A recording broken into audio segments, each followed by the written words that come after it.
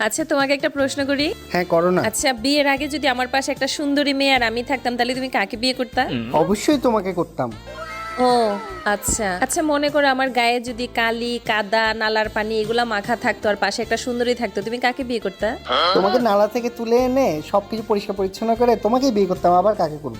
ও আচ্ছা আচ্ছা, মনে করো তোমার সাথে আমার পূর্ব পরিচয় নাই, জিন্দিগিতে কোনোদিন কোনোভাবে দেখা হইলো না, তাইলে তুমি কাকে বিয়ে করতা? পৃথিবীর যে প্রান্তে থাকো না কেন খুঁজে খুঁজে তোমাকেই বিয়ে করতাম। আচ্ছা মনে করো আমার জন্মই হইলো না, পৃথিবীতে আমার কোনো অস্তিত্বই নাই, তখন তুমি কাকে বিয়ে করতা? তোমার জন্ম না হলে সেটা তো আর আমার হাতে না, এটা উপরের হাত। তখন কি আর করা, কাউকে না কাউকে তো বিয়ে করতে হবে, একটা মেয়ে দেখে বিয়ে করে ফেলবো। দেখছো শেষ পর্যন্ত তোমার আসল চেহারা বাইর হইলো তো, হইলো তো তোমার আসল চেহারা বাইর।